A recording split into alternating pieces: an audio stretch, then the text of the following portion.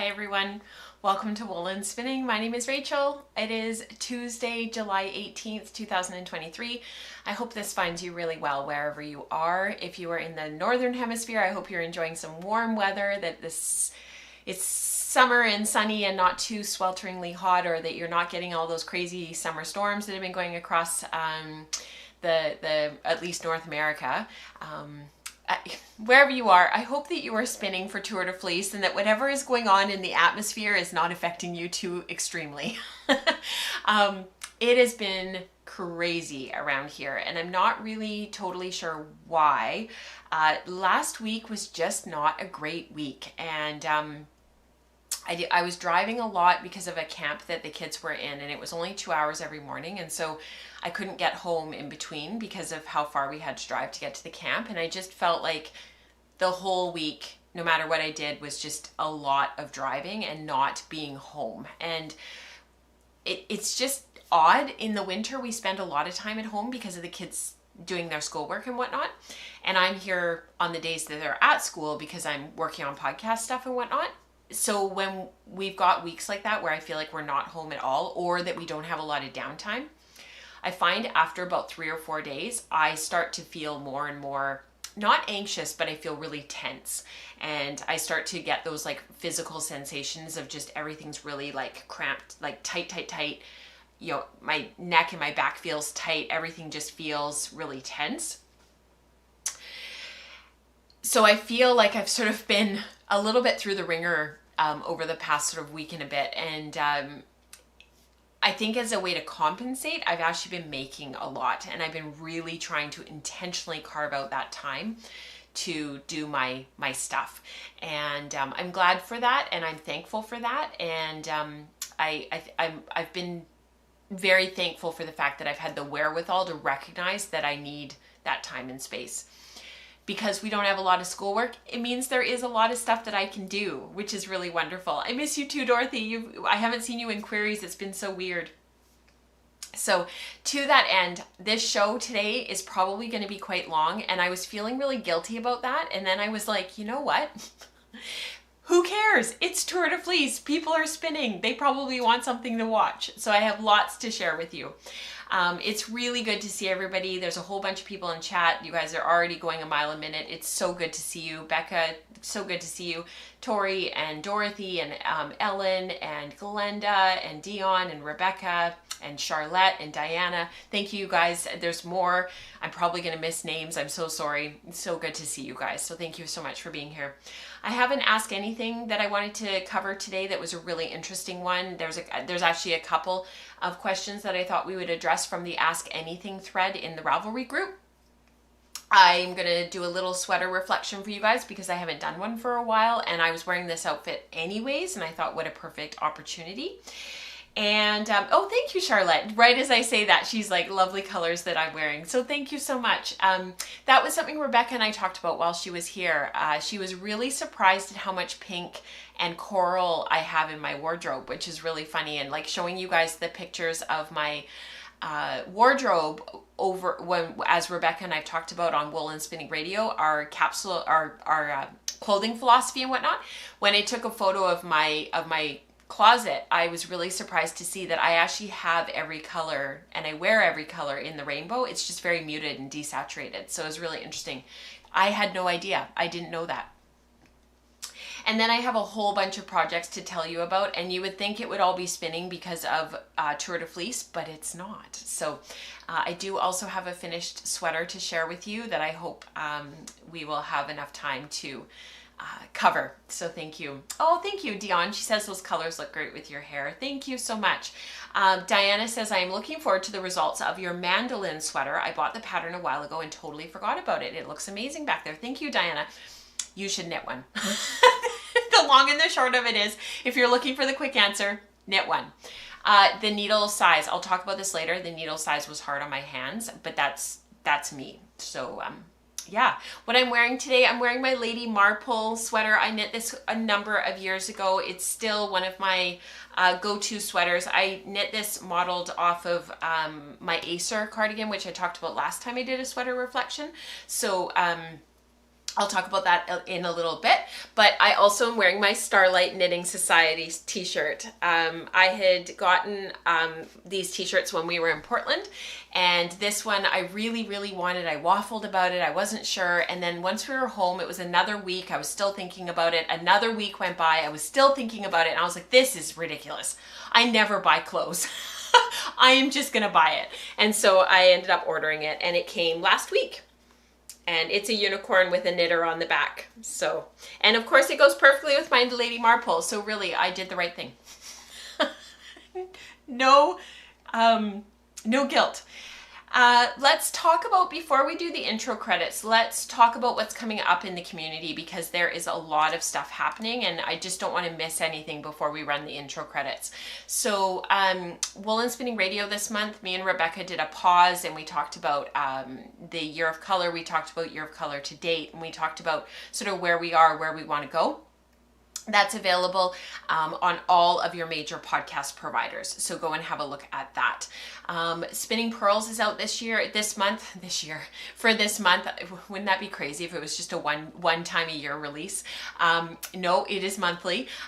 Complementary contrast is what we are studying this month. And so that is available on your Patreon feed for all patrons of the show. And the vlog has been released, and the PDF should be coming out this Thursday, so in a couple of days. Rebecca has already streamed the first of the Wool Circle for this month. The second stream will be in a couple of weeks because of my schedule this month and being all over the place. And she has done part 1 of her Diapalooza, which is going on all summer, her dyeing school. And that was getting ready, and that's here. For patrons who are part of the Wool Circle, you guys can click on the links in the show notes and you can find that.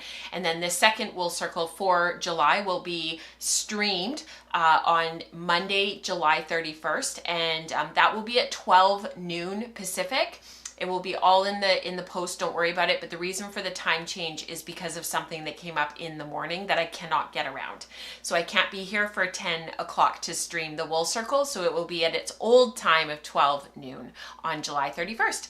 And thank you for your understanding around moving streams around this summer. It's been really, really tricky. I actually think this summer has been the most difficult in terms of adjusting schedules for me, for trying to make things work. I haven't had a summer that's quite this difficult. And I don't really know why. It's just the way that holidays have fallen and long weekends and family. And yeah, it's been really weird. Maybe we're just not used to it. Maybe it's because this is the first summer where it's felt like it was the way prior to the pandemic. Like this is the first summer that I have felt like it's sort of back to the way it was prior to 2020.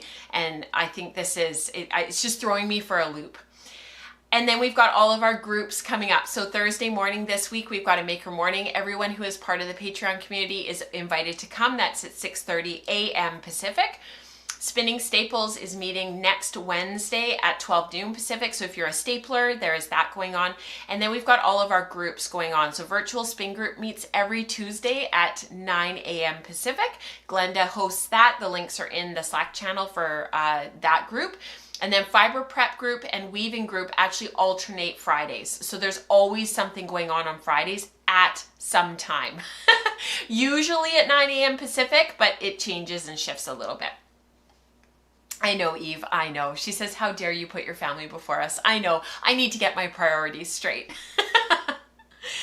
And then we've got our Attune Shawl Along and our Tour de Fleece going. So Tour de Fleece is running from July 1st to July 23rd. We're in the last legs, I guess. And it's been hilarious to follow along with people in the community as they've been posting, both watching and finding podcasts that have been talking about Tour de Fleece and Tour de France. And then Tour de Fleece Femme starts on July 23rd and runs till the 30th. So I hope that for many of you, we will be planning on just spinning right on through all of July, which is really cool. Team Wool and Spinning is a set your own goal team. So you can spin 15 a day. You can work on a larger project. You can work only on spindles. It's totally up to you. You just have to grab your avatar, throw it onto your Ravelry profile pic or in the Slack channel or on Instagram, wherever you sort of share all of your stuff. Throw your Team Woolen Spinning avatar on there, and you guys can show your support for woolen spinning as well as for the tour. The Attune Shawl Along is running until September 15th, and the idea is that you spin your yarn during Tour de Fleece and then you knit your shawl. And me and Andrea have some prizes to give away in actually it'll be late September. It might even be the first show in October that I do the giveaway. Andrea's got a couple of some patterns to give away. I've got some yarn to give away. I'll talk about this in a minute. And then I also have, I thought I'd dig through my stash and see if I have some fiber. And then Giselle on Ravelry stepped forward over the weekend, and she's got some fiber that she would like to contribute for prizes. So you'll have a chance to look through her stash, and you can pick some stuff from her for prizes. So there's lots of stuff coming up in the next couple of months that you guys will be able to participate in. So I hope that there's something there that appeals, that is something that you're interested in, that you want to be a part of. Because we have so much going on in the community, I really encourage you to get involved, become a part of the conversation, and just, jump in with 2 feet. All right.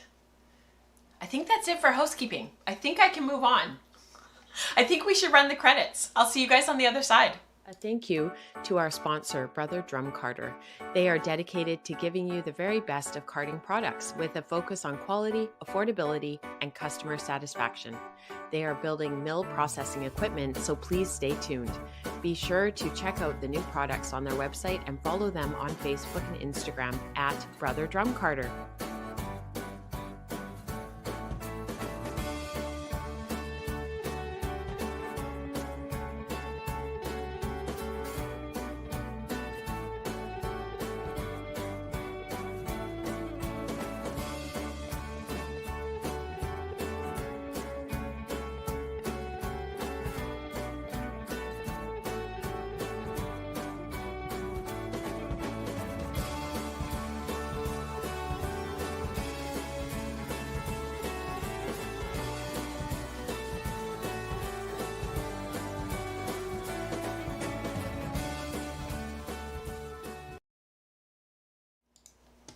All right.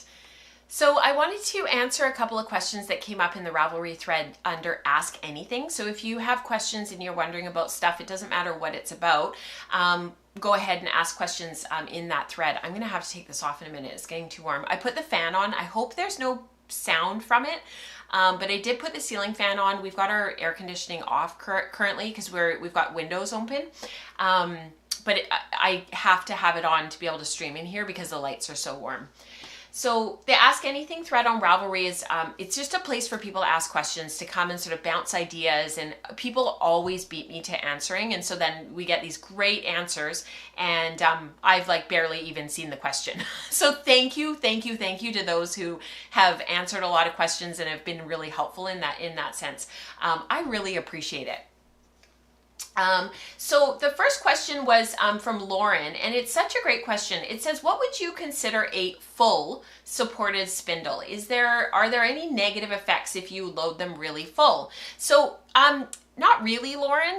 This is a great question. I don't have a lot of spindle progress to share with you guys this show, and we've got Spindle Spun Summer going on right now, which we'll talk about later in the show. And so I thought I'll include this question today so that we get some spindle chat going and get some spindle chatter. One of the things that I find with my supported spindles specifically as they get more and more full, and this was one of my first questions to my friend Diana Twist when I first started playing around with supported spindles, was like, how do you know when it's done? And she was like, well, and her and Kim McKenna, we had gotten together for coffee one morning, and my kids were there and they were trying all of the spindles, and Kim had brought her spindles and we were playing around with them, and it was such a lovely morning. It was last summer. Can't believe it was a year ago. And I was playing around with a lot of Diana's spindles and Kim's spindles, just trying them out. And really, as they get more and more full, what Diana and I ended up sort of chatting about was that they just naturally start to kind of wobble a bit. And some spindles need to be loaded a certain amount before they actually will even spin very nicely at all. So you have to, I find this one is like that, my yarn spindles.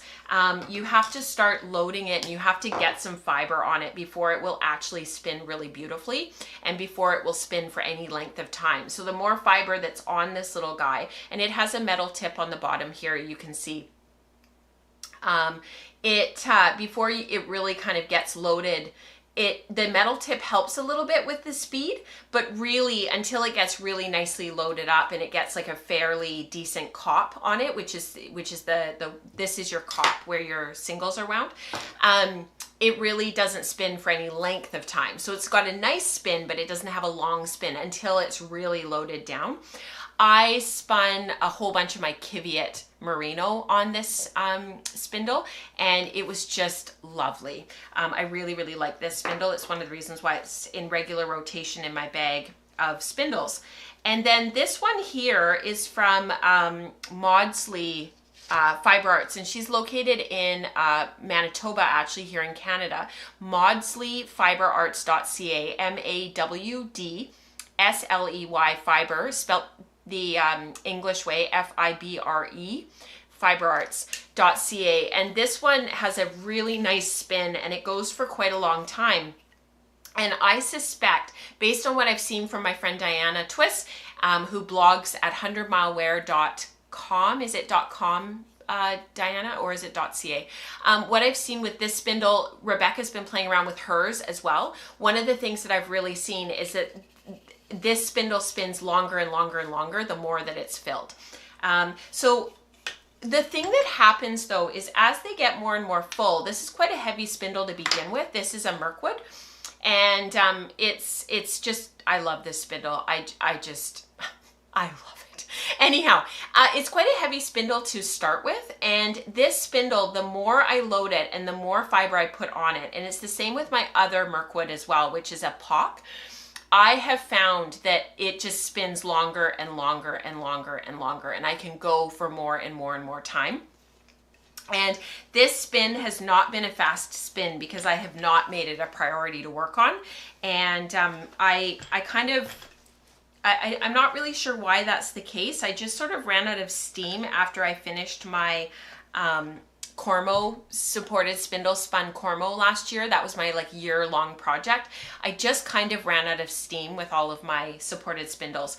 But what will happen is once they get really, really loaded and once they get a significant amount of fiber on them, there will be this sweet spot where you'll be going and you'll be spinning and spinning and spinning, and you'll have this beautiful spin and you'll be loading more and more fiber on, and you'll just be going along, spin, spin, spin, spin, spin, and it'll be, your cop will be getting bigger and bigger and bigger, and then all of a sudden it just doesn't work anymore, and it gets a bit wobbly, or maybe you can't sustain the spin, or it's getting to be a bit too hard to flick it. Your flick is just, you just can't get that good flick and get a really nice spin on it. It starts to wobble a bit, and you just can't, you're on the other side of that sweet spot now, so that, you know, sort of there's that getting to the sweet spot as you load, and as you get a little bit more fiber and a little bit more fiber, and you get that spot, that spot with your spindle where it just has a beautiful spin, and you load it and load it and load it, and then all of a sudden, no matter what you do, you just can't get a nice spin on it anymore. It's full. It is incredible how much fiber you can fit on a support spindle. And I think there's kind of, when I first came to support spindling, I think I kind of felt like once they got to about here, it was like, oh, okay, that's a fair amount of fiber. I don't really know exactly how many grams is on there, but you know, it's at least 2 Rolags on here. And because I'm spinning this from a Rolag Prep, which actually I don't have them nearby to show you, but they're Sari Silk and organic Polworth, and they're just beautiful. And I sort of was like, oh, you know, and I can still see the table at the bottom where you load against. This is a Tibetan style spindle. So that's probably about good. And then I sort of realized over the course of spinning more and seeing other people's spindles that, oh no, you can fit about double that on here before it'll start to act up. So load them up, try to push it to the point. I think it was Dorothy that was trying to push it to like how full was too full, and she was shocked at how much she could fit on her support spindles before they started to go janky and to not work properly.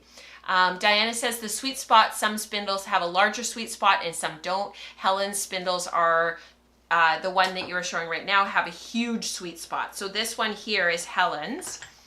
And these have a huge sweet spot, but like, look at that table that you're loading against, right? You're going to be able to wind a really lovely cop against that, and you're going to be able to wind a large cop. Other spindles that are a little bit more lightweight, that maybe have a shorter shaft, that maybe don't have as much room to be able to load, are going to be a little bit more difficult. So like this spindle here, this is Volchuk Arts, and I don't know if you can get these spindles right now because it's from a Russian maker, and I know that you weren't able to get them. I'm pretty sure you still can't. But this spindle is quite short. It's only 9 inches from the tip to the top of the shaft, from tip to tip. And I can't fit that much on here. Like, once it's loaded, and the cop will start to come off the top. And even though I load down here and I do cover all of this, it just gets to the point where it's just not that big of a spindle. It doesn't fit that much. You can still wind a fairly decent cop, but it's just not going to be as big as some of the other spindles because you're winding against rather than a table like in a Tibetan, you're winding against a ball. This is a Russian style spindle. So it's just a different shape. You just can't wind quite as much. I find with my Goddess spindles, there's some Cormo that I never wound off and never finished. I find these, it takes a longer time to get to the sweet spot. And then once you do, these spin and spin and spin, and they have a really lovely, you can wind a really beautiful cop on them, and then all of a sudden that's it, and they go wobbly. And I really experienced that with the Cormo because it was spinning so fine that I would just spin and spin and spin and spin. I think I filled 2 of these in the end just to really get used to them and to really enjoy them. And all of a sudden it was like, nope, they're done. That's it. So, but slower to get started. These are Russian style spindles. They're very, very, very light. If anybody would like one of these, I'm happy to send it to you because I just don't use them. They're incredibly light. And again, it takes a long time to load. But then once you get a fairly decent cop on here, then you hit that sweet spot and they'll spin for a little bit longer. And then again, once they're full, they're full. This is probably one of my favorite spindles. This is a Silly Salmon. You can see that you get a nice long spin right from the get-go. This one has a metal tip, it has a nice long spin to begin with, and I can load this one quite significantly, and it'll go for a long time, and it has a really long sweet spot. And then all of a sudden, it's full, and that's it. So that's just some examples. Play around, Lauren, and see what you come up with. You probably can fit a lot more on your spindles than you think you can. Thank you, Becca, for joining. If it just stops spinning, is it full? If it's just getting to the point where it's janky and it's wibble wobbling and you just can't get a nice spin on it, it's full. All right, we had another question as well, and this is from Simone, and welcome to Simone because she's a new member of the community. Does anyone know where you can buy tools to measure or identify twist angle?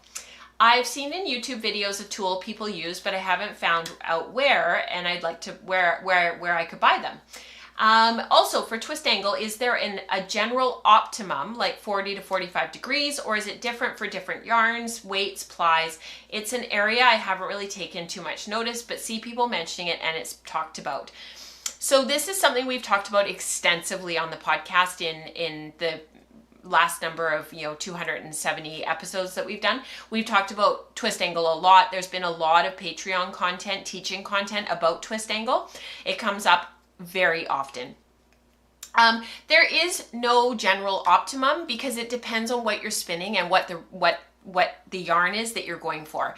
Are you spinning a really fine fiber that needs a lot more twist and you want that harsher twist angle? Are you spinning for socks and you want them to be really super strong and you need a higher twist angle? Are you spinning for lace and you want high twist singles where you want a more angled twist angle, but then when you go to ply, you want a really gentle twist angle so that the yarn overs will really come alive and you'll really have that beautiful open lace once it's washed and blocked. There's all sorts of things to think about. We have done a lot of content in the Patreon library for talking about all these different twist angles, but sort of suffice to say, the finer the wool, the higher twist angle we generally will use to compensate for the finer fibers, the higher crimp. They can tolerate a higher twist, and then as we get closer and closer to the longer wools, the higher micron count wools, they don't tolerate as much twist, and we need lower twist angles and gentler spun yarns. That's sort of a general, and then of course our medium wools, the ones that are right smack in the middle, are right smack in the middle. They kind of want something in between. We actually, ironically, will be talking about twist angle later, because something that I cast on last night, my yarn has quite a low twist angle, and I was reflecting on it as I was winding it, and I was thinking to myself, this is so interesting, because a lot of my yarns have higher twist, and I talk a lot about higher twist yarns, and I personally like the aesthetic of a higher twist yarn, to be totally honest. But that's not always ideal. And so I've got a yarn today that we'll talk about. If you are looking to buy a tool to measure twist angle so that you can start to get an idea of what the twist angle is of your yarns, use a protractor. Go to the dollar store, buy an entry-level geometry kit, and use the protractor in it. The other tools in there are surprisingly helpful for just general yarn spinning, knitting, all that kind of stuff. I use a lot of the stuff in there all the time. Take the protractor out and attach it to your spinning wheel. Some of them even have a hole, and you can just tie a piece of yarn and have it hang off the side of your wheel. The other option is to send me a private message, and my business cards have a protractor on the back. So if you would like a protractor that is in the form of a business card, and you can punch a hole up here with a hole puncher, and you can put a piece of string through it, and you can attach it to your spinning wheel along with your wraps per inch. This is what's hanging from most of my wheels. Not this particular one, I only have one of these. This is from, it's a VIP Fibers, FIBERS.com, VIPfibers.com. I personally prefer the wraps per inch tools from Sukaplocky. If you're in North America, you can get them from Katrina, craftyjacks.ca. But Alexi is just awesome. He's a wonderful human being, and that's what I use, and that's what's attached to all of my wheels. But that's a different conversation. That's for wraps per inch. But if you would like a couple of these, send me a message, send me your mailing address, because all I have to do is send them in the mail with a stamp. It costs like 45 cents. It's not a big deal at all. And I will send you a few, and you can attach them to your wheels. And I also had Z and S twist on there, because I know when people are first starting, they get confused about which is which. And you can just lay your yarn over top, and you can see which way it's spun. So this yarn is plied S, because the little arms, the legs of the yarn matches with the middle bar of the S. So this is an S spun yarn. So we talk a lot about S and Z because people have spindles. People are spinning on sidekicks where the drive wheel is going this way instead of this way. And so we talk a lot about whether the yarn is S spun or Z spun, rather than whether it's spun to the right or spun to the left. So just to keep things simple. So send me a message, and I will send that in the mail to you. And don't worry if you're not in Canada, stamps to the US are super cheap. So don't worry about it. And if you're Crystal, you can tattoo it onto your arm. I remember I shared that on the podcast probably a couple of years ago now, Crystal, I think. She's got a twist angle gauge on her one arm, and then she has a wraps per inch gauge on her other, which is just awesome. All right, so I don't have a lot to share with my spindles at this point. I haven't done a lot of spindle spinning. I haven't had a chance to spin on my London Fog particularly. We are heading out in a trailer on Saturday, and I'm hoping that for the next week I'll get a bunch of that spun. So fingers crossed, that is what is coming up. I have a little bit of spinning to share with you, so why don't we do that now?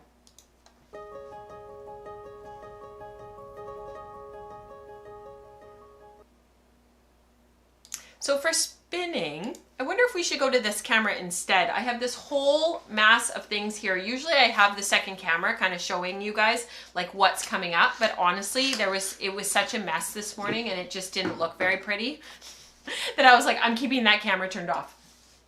So I actually do have a fair amount of my Attune shawl spun. So 2 bobbins of my Polworth and Silk is done.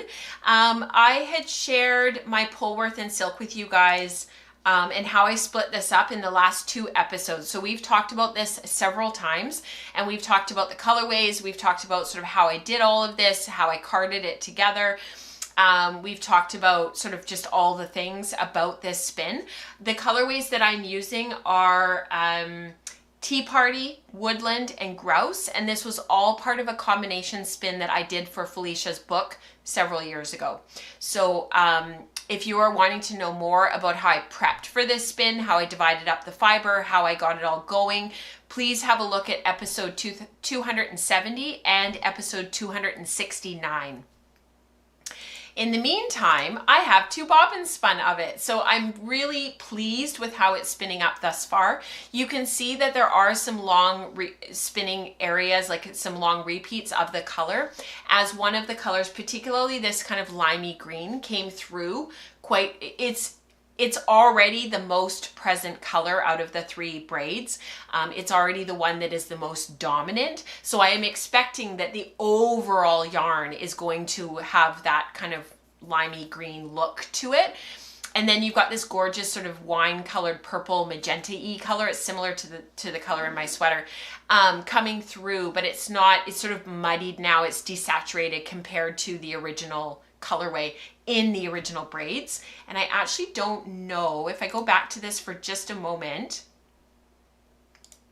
there are the original braids. So Tea Party is the one that's closest to me. Woodland is in the middle, and then Grouse is this one here that's the semi-solid. And so you can see that that's the color, that limey green is the color that unites the 3 braids together, and that's why Felicia chose them to go together.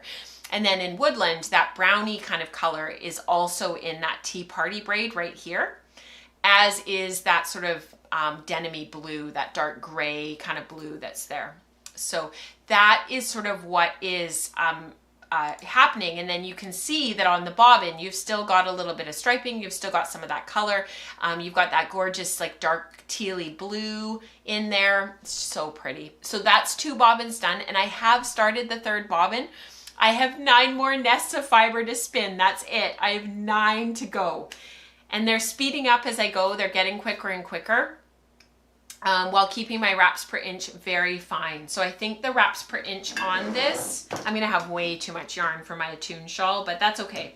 My wraps per inch on this is about 36. Yeah, 36. So the finished wraps per inch of this yarn should be about 18. And that's what I'm going for, because I want a fingering weight yarn and sort of a light sport, very, very light sport fingering weight. Because this is Polworth, the reason why I'm aiming for a finer 3-ply like that, sort of 18-ish wraps per inch, finished plied, because once I finish it and wash it, it's going to bloom. So it'll probably in the end up being sort of somewhere between 14 and 16 wraps per inch, which is perfect because I want a light sport. So that's the spinning. I'm really hoping that by our next show, I'm really, really hoping that I have the yarn finished. That's the goal. That's the goal. I'm just going to catch up on chat for a minute here because I feel like I have been neglecting it. Let me see. Volchuk Arts is not currently selling on Etsy. Yeah, so the reason why she's not selling is because she's in Russia. So she's been cut off. Like she doesn't have Swift or anything, so I don't think that she can sell it all right now. I'm replicating your Attune spin. Oh, that's so cool, Dion. Oh, I can't wait to see yours. Oh, that's awesome. What happens when your skin gets... Oh, yeah, that's a good question. I was wondering about that, Eve, about the tattoos. What happens when your skin gets older? Yeah. If your yarn doesn't bloom, are you spinning it wrong? So in this case, I've done a little sample. It will bloom. It's Polworth. It will bloom. Sometimes with these finer wools, when stuff doesn't bloom, it's because we've just put way too much twist in it and there's just no air left, or we've smoothed it so tightly and so firmly that we've taken all the air out and there's just no opportunity and no room for those fibers to bloom anymore. And so, yeah, just look at how much twist you're putting into your singles and how much twist you're putting into your ply. And then the other thing too is, like, if you haven't spun it tightly and you're actually the other extreme where you're not putting enough twist in and it's really underspun, like this end of this singles here, you see how that's not really spun here? And then when you go to ply that and it's also not really spun, and you underply it, it's already bloomed. There's nowhere for those fibers, like they're already lofty and light. So do some samples. Now this little spin here, this little guy, this is off of my Lendrum. I got the rest of my fiber prep done for my fin spin. So this is my fin spin and I was able to get it all done, all drum carded, all of the locks opened up, everything, and I just carded and carded and carded and carded and carded until it was done. These were my initial samples of this. This is Kainu Harama. I don't know how to say it properly. It's an endangered breed from Finland, so I've been calling it my Fin. This was very generously sent to me by Amber back in like 2017. I feel so guilty that I haven't gotten to it yet. I have some Corriedale from Dion that I haven't gotten to either, and I'm so sorry.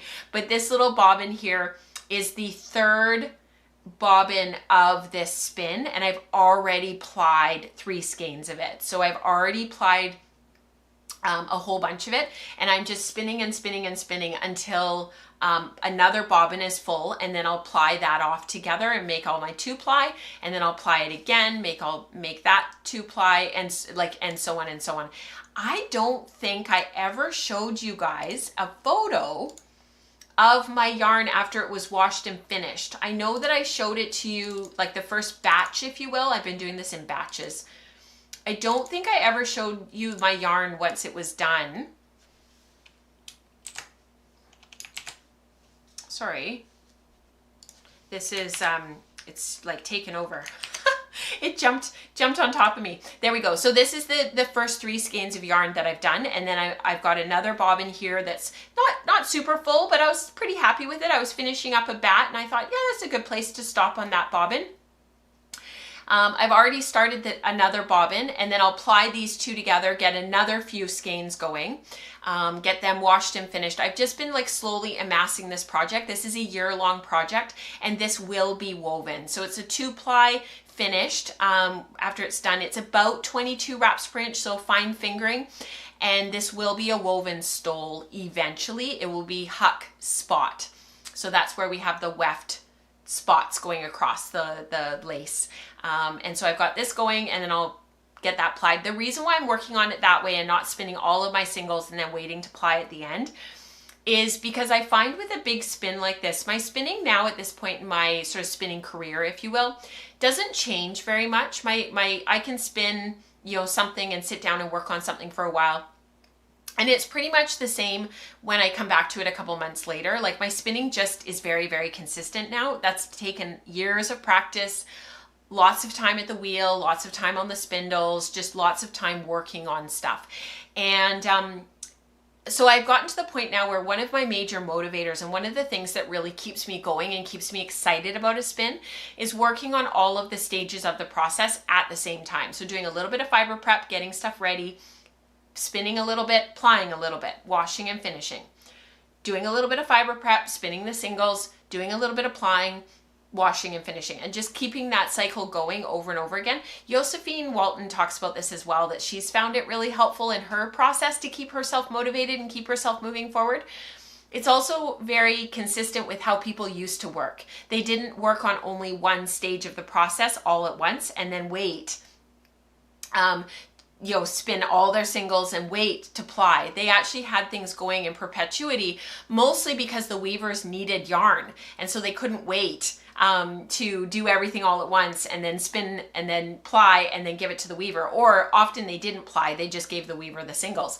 And so I've really found for me that's been revolutionary is doing a little bit of every stage of the process all the way through. If you're new to spinning and you're still getting your feet wet and you're still trying to figure all this out, be careful with that, especially in the really big spins where your spinning from the beginning might change to the end, where mixing up your singles a little bit and applying your first spun stuff with your last spun stuff. And then, so if you have 10 bobbins for a big sweater spin, for example, applying bobbin 10 with bobbin 1, bobbin 9 with bobbin 2, bobbin 8 with bobbin 3, and so on, so that you end up with an overall more consistent yarn is what I recommend for those who are just starting out. But for me, at the stage that I'm at, I want to do a little bit of all stages of the process all the time. And so that's been really helping. So that's my spinning, and that's what I've been working on. Eve, she's asking if Finn and the Kainu is the same breed. I don't, it's the Kainu that I've been gifted. From what I've been able to find out, it's like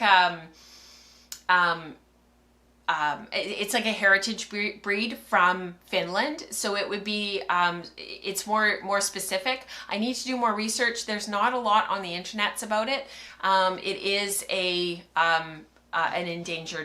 endangered breed.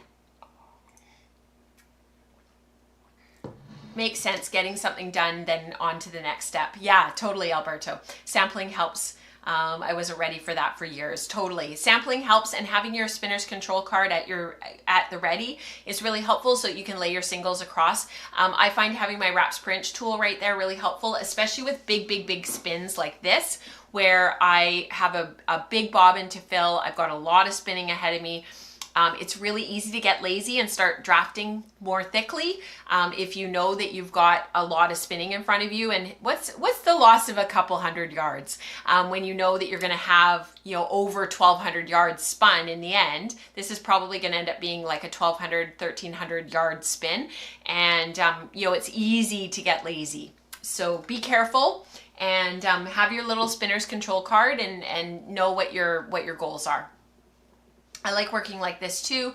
Get a skein done and move on. Absolutely, Dion, I hear ya. All right. Let's, what I would really like to talk about, I would like to, I'll let you guys decide. Do you want to talk about works in progress next, or do you want to talk about finished objects? There's a little bit of both, and we also have quite a bit of community participation, and I don't want to completely run out of time because I have been experiencing a weird thing with YouTube where if we get to a certain point, it seems like the stream just can't keep up anymore. So far, we've got excellent condition today, but I'm just very aware of not making the show too long. But I think we should maybe talk about my finished project. Yeah, okay, so Dion voted first. She said finished objects. So let's talk about the mandolin cardigan. So the mandolin cardigan is by Amy Christoffers. And this was a pattern that I downloaded. I was trying to find a sweater to knit with this yarn in replacement of the cat bells. I'd already knit 2 cat bells. I tried to resize it based on the gauge of this yarn for my what I could cope with big needles with my hands, and nothing was really working. I'd already restarted it a couple of times, and I ripped it out on the show, and I just said, like, I need to just pivot. So this was on 6mm needles, and as you can see, the fabric was still a little bit too gauzy, but it got me thinking about maybe like a rustic lace pattern. And I had kept coming back to this pattern again and again and again. And of course, you guys know how much I love Amy's patterns. This is from Savory Knitting if you're looking for her.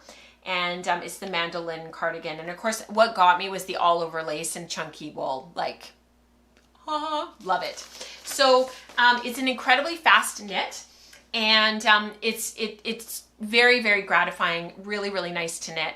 So I'm going to rearrange a little bit, and we are going to come back, and I'll move Diana sort of front and center, and we'll talk about the sweater properly.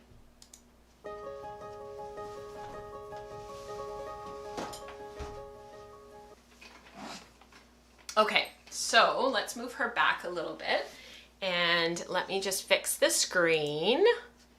Okay, so mandolin. This sweater has ended up being one of my probably favorites that I've ever made, to be totally honest. And one of the things that I like about it is because the lace was so easy to work, It's almost, you can almost memorize the pattern. That's how intuitive the lace is. And if I move dear Diana here, if I move her up a little bit, you can really see that the lace kind of builds into itself. So these are two different charts. Like it's one big chart, but this is one section and this is another section. But you can see that these become sort of the leaves, and then this is the flower here, and it's just really, really pretty. And so once you learn that after the first couple of repeats, you can anticipate what's coming next. And so I didn't find that I had to spend my whole time staring, you know, at the pattern and like staring at the chart and working my way through. I was able to sort of do it relatively intuitively. You knit the body. Once you get up to your armhole, you divide and do your front, you divide and then you go back, do the back. This is the back here. And then you go back and do your other front. And honestly, I did both fronts in one evening, and I did this in like, you know, one tutoring session of like an hour. It was super, super easy while the kids were in. So super intuitive. And then you use a 3-needle bind off, and the bind off, I'll show you it to you in a moment. It's a really lovely finish, the way that Amy has you do it. My pants are falling down, sorry, one sec. So once you're finished that, you go and you separately, you leave your sweater and you go, and I'll show you why I have this rolled in just a minute, but you come back, you cast on your sleeve in the round, and you magic loop it, or double points, whatever you want to do, all the way up. You actually bind off the sleeve and you seam it onto the sweater. So this is actually a seam here. It's very easy to do. I was a little bit worried about it, but it's actually incredibly easy, and you get a really nice seam here. It looks really, really nice. And when I went to block the sweater, I have a couple of little ends I have to trim here. But what I did was when it was wet, well, damp, because I had towel dried it, I laid it out and I kind of just very gently placed the lace where I wanted it, and the sleeves opened up beautifully. And the lace opened up really nicely without having to pin anything or do anything with it. I'll maybe take this off after. I've got the fan right here. I can feel it pushing on me. Same for the other sleeve. And then of course you pick up for your button band. I did not do a seamed button band this time around. I actually just picked up and knit across the front. So if you guys would like to see this on, it's quite large. I am sort of surprised. I knit I don't know if I knit the smallest size, but I think I knit the smallest size. I did everything per pattern. I had gauge. I would have knit this a little bit smaller had I known, because it's really bloomed, even though I had gauge post washing. But it's just like, I love this. Like, I can see myself wearing this a lot. It's very easy to wear. It goes on quickly, but you can see that the sleeves are a little bit too long. And so I had to roll them right away. Otherwise they come way down. They're just too long. So that is it. I love this sweater so much. I am so happy with it. And as you can see, I have a skein of yarn left. So I had 6 skeins of this Disdero Ranch, and in this beautiful tweedy green that's done in the mill, and I only used 5. This was all I had left of the 5th skein, but this is untouched. So this I am going to give away at some point. I'll probably give it away for the Attune shawl, but this would be an incredible toque. You could do a cowl with it. It's about 210 yards-ish of worsted weight. It's already been washed, and it fulled quite a lot. Like, it really bloomed and opened up quite a lot. And I will give this away because I would love to share the generosity that is Disdero Ranch and just all of what Lori does. I think the more people that get a chance to try the yarn, the better. So this is the 3-needle bind off here. So it's got a really nice finish to it there, and it just looks really clean. And with the reverse stockinette, it just has a really nice finish. And then this is the sleeve here. Might be easier to see it on me. That's the sleeve seam there. Just really, really simple. You can barely see it. And once it's on, It just looks like all over lace. I still want one. It's so beautiful. What's the fiber again? So it's CVM Co. So it's CVM with Corriedale added. So just a lovely worsted heavyweight. This is going to wear beautifully. It's going to be warm. Yeah, it didn't stretch out when I blocked it because I had done my gauge swatch. I knew what it would do. So it didn't bloom anymore because I had washed the yarn already. I knew that it would be quite big when I like finished it, because the smallest size is a 40-inch chest. And my full bust measurement is 32 inches. So I knew that it was going to, and my upper bust is 26 inches, 27 inches.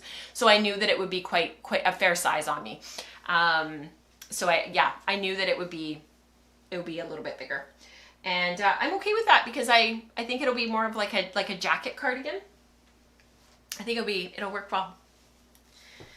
We never did sweater reflections, so why don't we go back and do that? Could you easily adjust this to be a pullover? Probably. You could probably just superimpose the lace pattern.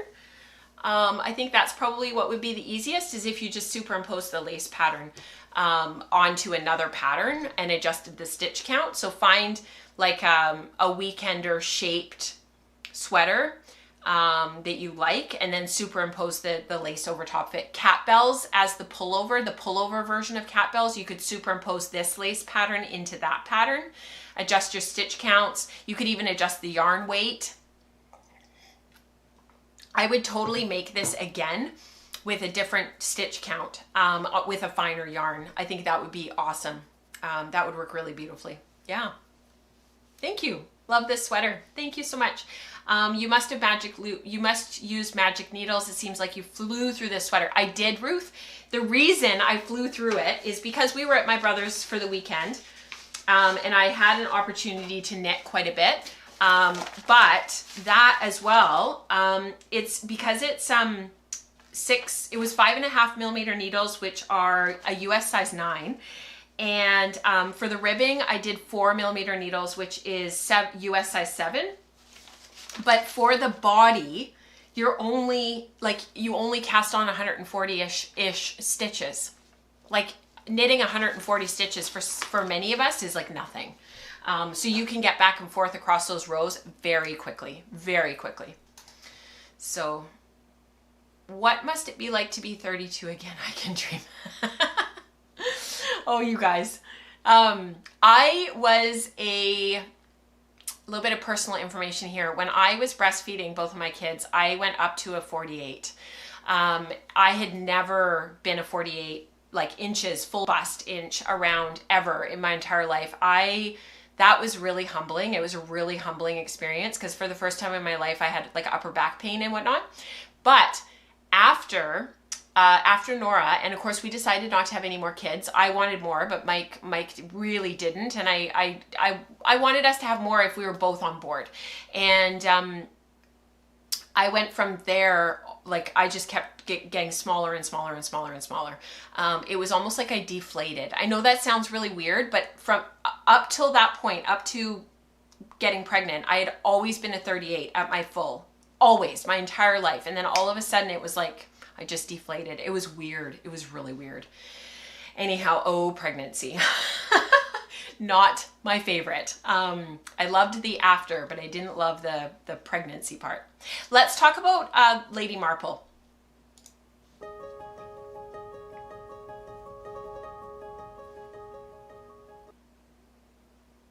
So this was a segment that we had started based on the feedback in the survey that I did quite a while ago now, that you guys weighed in on sort of what you liked most about the podcast and what you would like to see come back, what you would like to see added, all that kind of stuff. And one of the things that, like, not just one or two, a lot of people asked for was like a sweater reflection, was like, bring back your old projects and tell us what worked and what didn't work, what you would have done differently now with the benefit of hindsight. And so this is Lady Marple. I knit this when we were on our trip in 2019 up to Whitehorse. And I had brought the yarn along thinking that if I got everything else knit that I had brought, maybe I would start this. And not only did I start it, I finished it on the trip. That's how much driving we did, because we went all the way from Vancouver, British Columbia up to Whitehorse, Yukon. So Lady Marpole is a very traditional round neck, kind of crew neck cardigan, and it's a plain stockinette back, and this is Malabrigo Arroyo that I had in my stash. It's colorway Archangel, and I can't remember what the gauge is that's called for in the pattern. I think it's a worsted weight, but don't quote me. I had chosen a sport weight because I wanted something very similar to my Acer cardigan, which I also talked about in a previous sweater reflection. And so I knew I had to change the gauge. So I did a gauge swatch, and the stitches for the gauge swatch worked perfectly with the largest size to knit that and get my size. And so that's what I did. I cast on the stitches for the largest size, but I knit my size. The one change that I made was because the larger size, let me just move my hair out of the way here. Because the largest size, I think on the original pattern, you only have 2 or maybe 3 lace panels down the front. There were all these extra stitches for the larger size, of course, because you need that added space. So what I did was I added extra lace panels. So I think originally there was only 2, maybe, I think there was only 2, and I added 3. So you can see down the side here that I have 5 lace panels in total. So whatever the original pattern was, I added 2 or 3 more lace panels. And I was like, I have the stitches, I have the space, I may as well, because the whole back is stockinette. It just adds to the aesthetic of the overall sweater, and just, I love that look of lace. Like it's so pretty. The buttons are purely, they're purely decorative. There are no buttonholes, same as my Acer cardigan. I would not do that again. I wish I had buttonholes. I wish I could be able to tack this closed, especially because it's very stretchy, and in the winter it would be nice to be able to wear it as a closed cardigan, but I can't. The other thing that I wanted to mention is the seamed button bands. Again, I like what they look like on this. I like that I knit them separately and then I sewed them on. It also gives the sweater, because it's so stretchy, this superwash merino nylon is a very, like, it's such a stretchy yarn. It just gives it a little bit more structure. It holds things together, and it's a picked up and knit down sleeve. So you pick up these and you work the sleeve cap with short rows. And I do remember that I had to do extra because of my smaller gauge. So I do remember that I had to do these a couple of times to get the stitch count quite right, to get the arm sky right, to get everything to kind of work out. It wasn't difficult. It just took some math and figuring out how many I needed so that I could build the sleeve cap properly. And as you can see, because there isn't enough room in the shoulder in the sleeve cap, this should have been slightly wider, and there should have been a little bit more room in here. This does pull the sleeve off the shoulder a little bit, and it doesn't fit quite as well as it would have if it had had a little bit more space in the sleeve cap. And that's nitpicky. Could you sew on buttonholes? Yeah, I could do afterthought buttonholes. I've thought about it. I thought about it on my Acer too. This came up when we talked about my Acer as well. I totally could. So I would be interested in hearing more about your hand spun jumpers. Absolutely. So I started with these because they were sweaters that I was wearing. But yes, we will talk more in the winter about my, like into the fall, we'll talk about my hand spun ones and some reflections. Some of them, to be honest, like my Metamorphic, I haven't worn it enough. Like, I don't have enough to say because I haven't worn it enough. But yes, absolutely, Eve.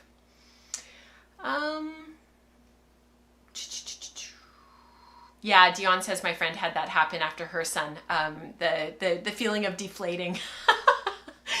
Large press studs would allow you to close it too. I thought about that actually, Christine, and leaving the buttons on for decoration and then putting like snaps.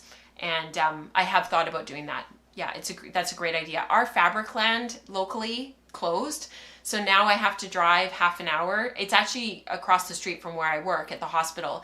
I have to drive half an hour to go to Fabricana, which is another fabric store, to get buttons and snaps and notions and all that kind of stuff. So it just makes it a bit more annoying.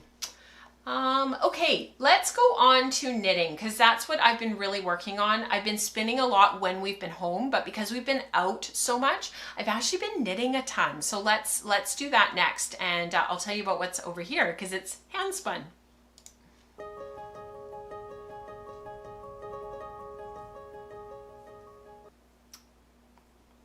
So we are also at the hour mark. So this is when things started to go janky last show. The last two shows, actually, the last two streams. So I'm gonna watch YouTube very closely. And if we start to have any problems, I'll let you guys know. So this came up because, let me see if I can show you the photo first, and I'll tell you about what happened. So I don't spend a lot of time on Instagram. I really try to stay off, and you know, the scroll addiction is real, and many of us struggle with it, and so I just stay off as much as possible.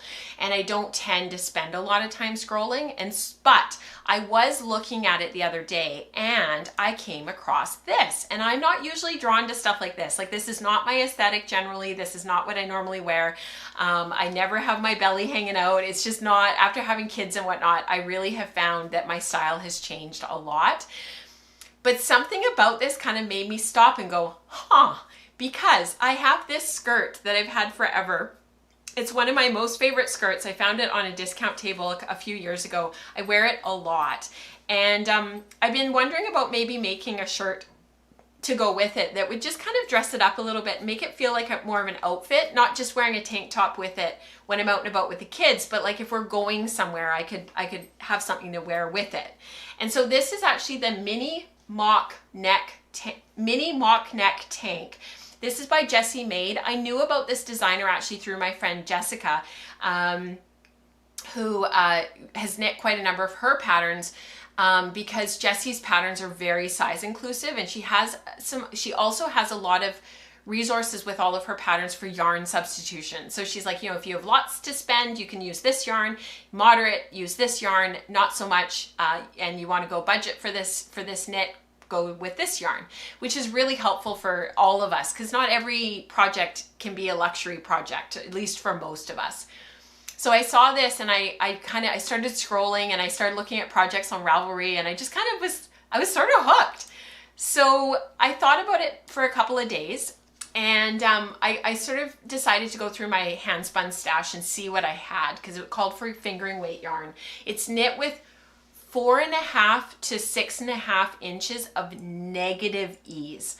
That's what kept me from casting it on right away, because I was actually really like, that's a lot of negative ease. Like, that's a very close fit.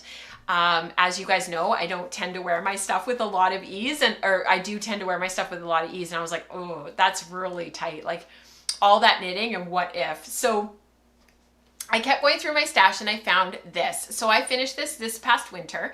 This is Elfinwool Shetland Banana Top and Tussa. And I love this yarn. It was a fractal spin, and I spun it up on the show. I think I have did I include a photo of it in my notes? I don't think I did. Sorry about that. I don't think I did. Anyhow, talking about twist angle, this is not a really super high twist yarn. The banana top and the tussa sort of ended up necessitating that the yarn not be really, really super high twist. And I'm kind of glad that I didn't more tightly ply it, because if I had gone with something like this, there would have still, even after washing, been a lot of active twist in the yarn, and it would have been a bit unruly to knit with. Because as it is, there's the odd section of this yarn that is quite active still, even after washing and finishing. And it just doesn't need a harsh twist angle. Shetland's a medium wool. It can be a double coated wool depending on where it's coming from, because some of them have had that bred out of them and they only have their downy undercoat now, and then others are still double coated. It depends on where the Shetland's coming from, who the breeder, who the shepherd or shepherdess is, and what they're doing with their sheep. So you can see here, sorry, it's all caught. You can see here that the yarn's not really super high twist. It's probably about a 30-35 degree twist angle, and it's very consistent through the whole skein. And even then, it probably could have been a little tiny bit less. It would have given the yarn a little bit more bloom, because now that I'm working with it, it does definitely feel planty. It definitely has a planty feel to it, which is a term that we came up with in our community to describe those yarns that just don't feel quite like wool anymore because they've had other stuff added to them, generally manufactured fibers or plant fibers that start to give it this planty feel. I just love saying that, planty feel. So this original blend was actually, let me just find the percentages really quickly. It was, I don't have it written down. Of course I don't. Oh, I usually do. I'm a really good record keeper when it comes to this kind of stuff. And I'm actually really surprised at myself that I don't have it written down. What a dum-dum. Have you guys seen that movie, Night at the Museum? It's like, you know, dum-dum want gum-gum. How can you tell I just watched that recently? I had the paper around here too. I had the little tag. It was hanging out on my desk for months. And then I've now moved it. Of course I have. Anyways, whatever the percentages are, it is 50% Shetland at least. I know that, and yet it still feels very planty. So very interesting. This was a grist of 2,071 yards per pound, so very, very lightweight. It was a 3-ply, and out of the 120 grams that I had from Tina, I spun, because I did a yardage count on it when I was skein it for this little sweater, 552 yards to play with. The pattern for my size calls for 425 yards of yarn. And of course, because my torso is a bit longer, I probably will need to lengthen it a little bit. Although this sits right on my waist in real life. And the middle of the waistband here is 7.5 inches from the underarm. And so with the ribbing at the bottom, which I think she calls for ribbing, I think the ribbing is supposed to be 1.5 inches, if my memory serves. Yes, 1.5 inches. So it should finish right around here, right at the band of the sweater. Like the whole thing should sort of fit to about here. And I'm just gonna have to keep trying it on, put on the sweater, and see where it hits as I try it. So yeah, really cool. This is a really, really neat construction. So let me just talk a little bit about this. This was a fractal spin, so I am a little bit concerned about how it's gonna knit up. Because if you look at the back, we've got some very gentle striping here. But I think there's a little bit of blue in this as well. I don't know if you can see, there's a little tiny bit of blue right inside there. There's blue, and right out here, there's a bit of blue. Very, very subtle. But I think this is actually really pretty. And it comes down, the shaping on here, the rib on the outside is really pretty, very intuitive, easy to do. You cast on up here, you work the most brilliant short rows. I've never worked these particular short rows before. They are brilliant, honestly, you guys.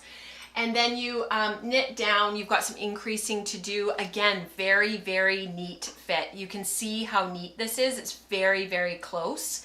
And then you cast on stitches under your arm, and you continue working on down.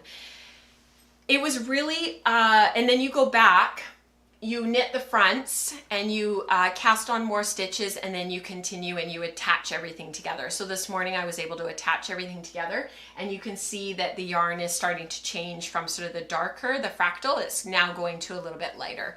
So as I'm working my way around, you can see that it's like there was the dark browny gray, and now I'm going into the lighter colors again. And that'll repeat. So I'm just hoping that because the skirt has the same colors in it, I'm hoping that the overall, that it doesn't take away from the design. This ends up featuring the yarn. You know, the sweater ends up really being about the yarn and featuring the yarn. And we talk about that in our hand spinning a lot, that one of the things that we are drawn to with patterns that work for hand spun, quote unquote, is because it really features the yarn, and there's no patterning that detracts or distracts the viewer. It's like, nope, this is really to showcase the yarn.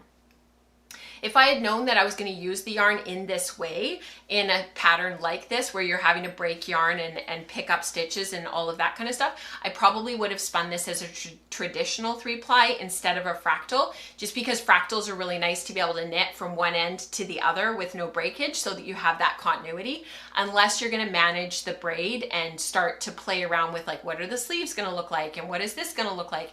I didn't do that with this. There obviously aren't going to be any sleeves with this, but it just is something to keep in the back of your mind. I probably would have done a traditional 3-ply. However, I really like it and I'm happy with what I've got thus far. So yeah. I would have thought that with the silk and the banana, it would want more twist. Yeah, banana it's basically a manufactured fiber. Even though it's a plant fiber, it's a plant-based fiber. It's extruded, and any higher and this would have been really, really, really ropey. It would have been really, really coarse. Shetland, it's a medium wool, but it can be quite fine. It doesn't need a ton of twist necessarily. And it wouldn't have had a very nice feel. It already feels a little tiny bit wiry, just ever so slightly.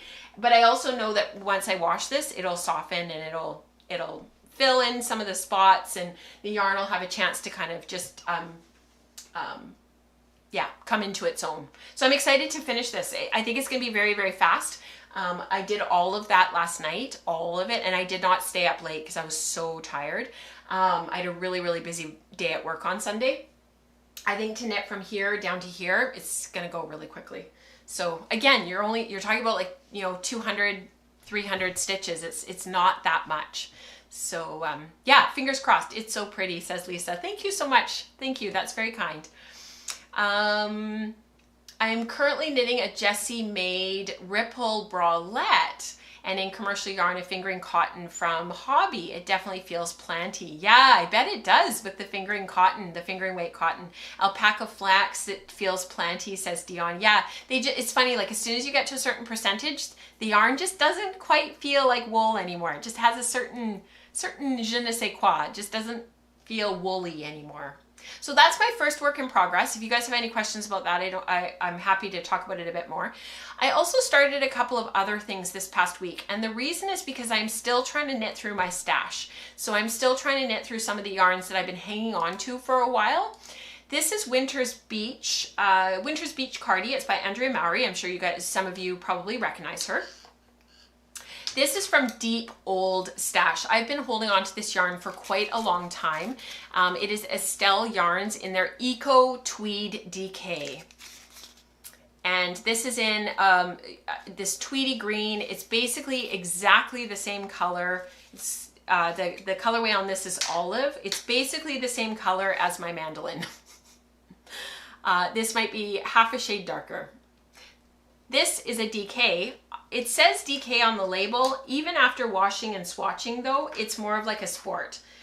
This was knit on what is called for in the pattern on 4.5 millimeter needles, but the fabric is still very open. This is in moss stitch, still very open, very airy. And I wasn't super happy with how this swatch came about, came out because I can see through it. And it was going to be way too gauzy and too open, even with the cabling. So I'm knitting the same size that I would have if I had knit on 4.5 millimeter needles, which actually I'm kind of regretting. But I did go down to 3.5 millimeter needles, and this is much, much better fabric. Very similar gauge still. I probably could have even gone down to 3 millimeter, but that would have been really hard on my hands. But you can see just the beautiful cables here. They're working up. I messed up these cables at the beginning, these ones here, and I had to go back and like drop all of the bars down and fix them and then knit all the way back up again. That wasn't for the faint of heart, but I fixed it. So basically I have to work the first certain number of chart rows for this cable chart, and then you put in afterthought pockets. So you put in scrap yarn, and then you go back and do your pocket later, which I really like. So that will come up later. I'm almost at the point where I think I'm just over halfway toward that first pocket, and then I'll keep on going. And this is the back. You've got moss in between, more cable patterns, more cable panels. Really, really pretty. Not particularly fast. This was probably a week's worth of knitting.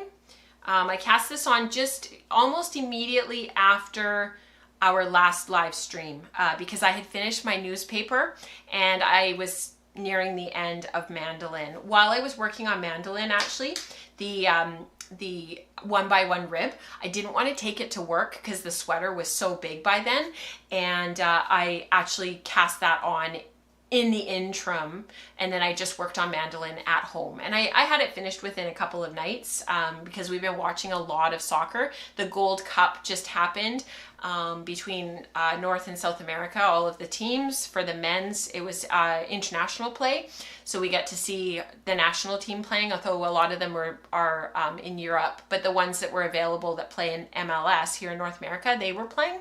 So it was neat to see some of the younger guys up and coming. And then there's also been some Canadian women's soccer happening, and then there's also our regular MLS and CPL season. So there's been a lot of soccer to watch. We're right in the height of the season right now, and so that's when I've been working on some of this stuff. When it's just, I've spun for a long time and I just need a break. So that is that. Now, the last thing that I wanted to share with you is the Sarah sweater. So this sweater here, I bought yarn at the Beehive when we were in Victoria. I haven't been buying yarn at all, and but I did buy this, and I had bought yarn at Fibers West too, but I'm happy to report that except for one project, all of that yarn is now knit from Fibers West. So what's coming in is going out, is being used, which I'm really happy about. So the yarns that I chose for this is a pattern by Lenny Hoy, I think? And I've had this in my queue for years and years and years. And this is something that I've got sort of in the back of my mind for late fall. This is going to be a very, very warm sweater. I talked about these yarns last show. This is Barocco Lana's Light something or other in sandalwood. Lana's Light 100% wool in sandalwood. And then Drops, Garn Studio Drops Kid Silk in dark brown. I'm not really sure how that's dark brown. It looks like more like medium brown to me, but they go well together. So this was hours of knitting, and I almost put it down, and I almost waved the white flag to surrender. Almost. It's a tubular cast on, which is not my favorite, and then a twisted rib, twisted knit, twisted purl, and that is so hard on my hands. But I am past it now. You knit 4 inches, and then you do another 4 inches of just the twisted knit stitch, and so I'm on that part now. So I'm at the collar, and I'm about halfway. This is probably going to go on the back burner while I work on this. And I will take it with us on our trip, but that's what it's looking like thus far. And I had to magic loop it because all of my 3.5 millimeter needles are in use, because this is on 3.5s, this is on 3.5s, and this is on 3.5s. We have a theme here, people, US size 4. So magic looping that on 40 inch cables, but that's okay. And it's really pretty. It is really pretty. It's just, tubular cast-ons are not for the faint of heart, that's for sure. They are not my favorite, but that's it. Yeah. Twinge of fall. Yes, the cables, the kid silk, all of it. It just feels like fall. Feels like fall.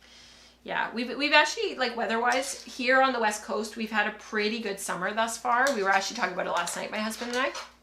We've had a few summers that, like others, that have been really, really terrible. And this year's actually not been too bad. So I'm very, very thankful. Yeah. Oh, that's so funny. Rebecca says all of her stuff is on US size 4s right now as well. That is too funny. It's funny how we go in like fits and spurts like that, hey? All right. It's been a long show. It's already 20 after 11. I would love to do community participation with you guys. So let's do the first part, and then we'll go from there and see how we're feeling.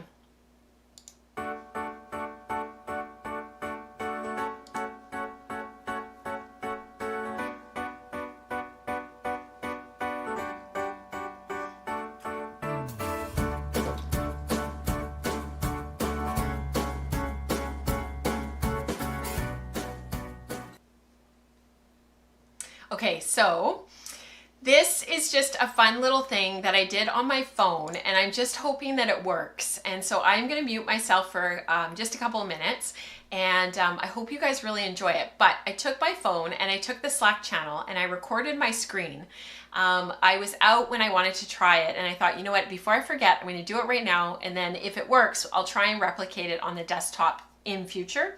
But as you guys know, Tour de Fleece has been going on for a while, and we're into our third week of it now. People have been spinning up a storm, and I wanted to share with you guys what people have been sharing on the Slack channel. So let's see if this works, and I hope you enjoy it.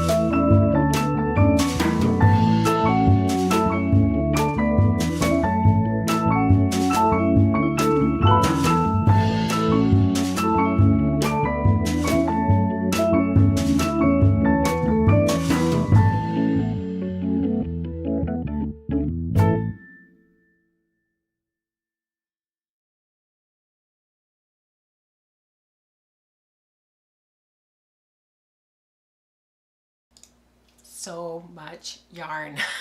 So much. So thank you so much, you guys. So much fun to share, and it is a lot of spinning that you guys have been doing for Tour de Fleece, and it's so inspiring. I am happy to do community participation. It's I didn't make it too long this week, but I think what we'll do is I will sort of keep it a little bit faster than we normally do. Like, we normally kind of take our time and go through a little bit more slowly, but I think today we'll kind of blitz through it a little bit quicker. So as you guys know, we've got our Attune shawl along. So these are the projects that some have been sharing as they've been working on their stuff. So this is some of the stuff that's been shared in the Ravelry group. So some of these people are sort of new to our community, to the woolen spinning community. They've come via Andrea. And I hope that you guys enjoy this. I love this photo because that yarn is, those roll legs are just beautiful. So let me just make myself a little bit smaller so you guys can see who the people are that are doing all the things. This is from Elaine starting her Attune shawl. I blended 2 rovings from West Coast Color. I hope to have enough yardage for the contrast color. Beautiful. And she's got her woolly winder. If you're wondering what's on her Lendrum there, it's a woolly winder. This is from, this is her Ravelry name. She doesn't have her name listed on Ravelry, but Joloa, I'm not sure. Almost finished my last bobbin of the contrast color. Isn't that beautiful? The question I have for experienced spinners is, do I rewind both bobbins before I apply? Pros and cons. So we've talked about that a lot on the podcast. Do an experiment. If you've never rewound your singles before, I would highly recommend doing it and then comparing it to your other yarns to see how it's different. If you have rewound in the past and it's not your favorite thing, then don't do it. It's totally up to you. I prefer it. I like what my yarns look like when they're rewound. I like the smooth aspect of them. I will rewind these singles. I know it's crazy, but I will rewind these. And you know, you go to all that effort of smoothing as you're spinning, and then not to preserve that in applying, for me, is I like to. Unless it's more woolen. This is from Bats. It's very, very woolen, and I won't rewind this. I don't find that there's enough of a difference in my yarns. This is from Miriam for Sprayed Finished, just as the riders are approaching Bordeaux. So perhaps I'll toast this milestone with a suitable glass. I hope that you did. This is Dragon's Breath on South American by Southern Cross Fibers. Beautiful, Miriam. Gorgeous photo. This is from Laurel. After its bath, spin dry and thwacking, it's dry and it's so plump. So this is her contrast color and her main color for her attune. Beautiful. This is from Trish, gorgeous. This is plied yarn, started applying my second braid tonight. I'm loving it. Gorgeous colors, Trish. I can't wait to see that knit up. This is from Naomi. She's a brand new spinner. She's doing a 4-ply for the main color and the contrast color. She's probably not going to get it done by September 15th. That's totally fine, Naomi. She really wants to be able to spin for garments in the future, so she figures a shawl has a lot more flexibility and forgiveness in the inconsistencies, and this is a great stepping stone. I totally agree. And she wants to spin multiply yarns for garments in the future, which I totally understand. I should have said that about my spin earlier. This elfin wool, I think I said it's a 3-ply. I do like that for a garment, for sure. This is from, I'm assuming it's Rachel, Rach Alb. It's a Ravelry name. Progress Shot, gorgeous colors there, Rach. Knitting brioche in hand spun is magical. I agree. Absolutely it is. All right, Tour de Fleece. This is just a blitz of some people from both the Slack channel and the Ravelry group. So I wanted to share some of the stuff that didn't get caught on the little slide. So this is from Liz, first color done for the Attune shawl, Fibers, Cormo, Teeswater, and Corriedale Cross. I love crosses. Yes, I agree. That was pin drafted roving that she did. And then Spindle Spun Summer. Yeah, because I didn't do any more Tour de Fleece for here because I realized that we were going to do the slideshow. So I went straight to Spindle Spun Summer since we didn't have a slideshow of Spindle Spun, and this is going on until the autumnal equinox in September. So celebrating all things spindles through the summer. Many of us tend to pull our spindles out at this time of year, and it's so much fun to see them in use. So this is from Becca. This is all spindle spun yarn. It's John Arbin, Appledore. It is a Devon Close Wool, a Romney, and an Exmoor Blueface blend. And she's been spinning this for quite a few years. This went on the back burner because of her spinning certificate work that she's been doing. And she finally got it finished for the tour. So this ended up being 900 yards of 2-ply at 18 wraps per inch. It's beautiful, Becca. Lovely spinning, so consistent, gorgeous color. Incroyable. This is from Deb. It's done. I spun the whole braid of fiber, only 100 grams, but I am so proud of it. I loved every bit of this spin. It will be a lace weight. Not entirely sure what it will become, but I do have thoughts. I will ply it on the Nano E-wheel. I don't ply on spindles if I can help it. Yeah, I hear you. I get it. I like my Schneider Steampunk for like sport weight or DK weight, but I don't love it for lace weight or light fingering. Gorgeous, Deb. This is from Shauna. Look at that smile. I'm up to 157.6 grams of spun singles from my spindle and 70 grams to go of this gray Corriedale. I'm looking forward to applying this and starting my colorful fiber. This is, I think, also for her Attune shawl. I think this is her main color. This is from Brittany. Beautiful photos, Brittany. Support spindle love. I also love this bag for storing my spindles that I have current projects that I'm working on. And I can't quite see, I think it's J. Fro & Co. is the bag. J. Fro & Co. Beautiful. This is from Diana. I've been spinning every day for Tour de Fleece, just finishing up some marled yarns for a blanket project. So the marled yarns are so that she can transition between the different colors, and it's actually going to be a whole rainbow. I can't wait to show the yarns when they're done. So much fun. And the fiber is from, it's Tutti Frutti, I think. It's from West Coast Color. And this is from Crystal. I had to throw this one in for Spindle Love, even though it was on the slideshow. This is an Allen Berry, and then the little mushroomy one next to it is Woodland Handcrafts. I didn't get home from getting my hair cut and ran out of light for decent photos. She was in the salon, and so she was spinning in the salon. Isn't that brilliant? I was able to get a good start on these beautiful Rolegs by Hikari Handmade. Beautiful, Crystal. I love her photos. Thank you so much, you guys, for sharing everything that you do. Thank you for continuing to contribute with such richness into our community. It makes all the difference, and I really appreciate it. Thank you so much for being here today and for participating, for being in the chat. I hope you're getting lots and lots spun for Tour de Fleece. I will see you back here. We have a little bit of a schedule change for August. So instead of August, I feel like we're not streaming until August 8th, but I might be wrong about that.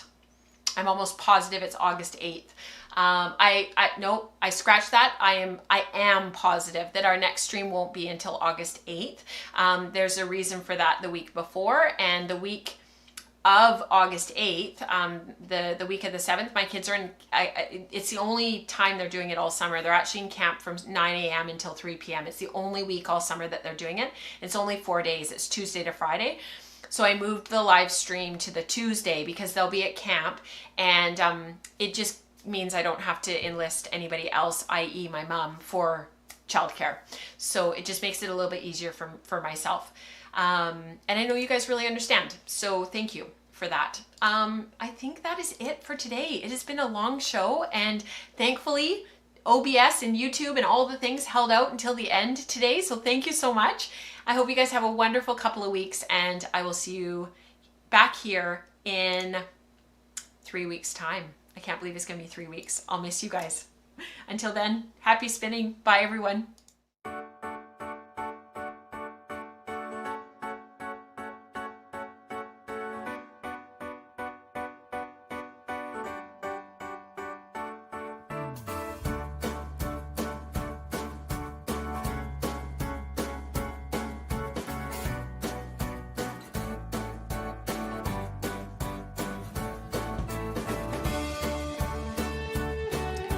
A very special thank you to those who have supported the work here at Wool and Spinning to make it sustainable.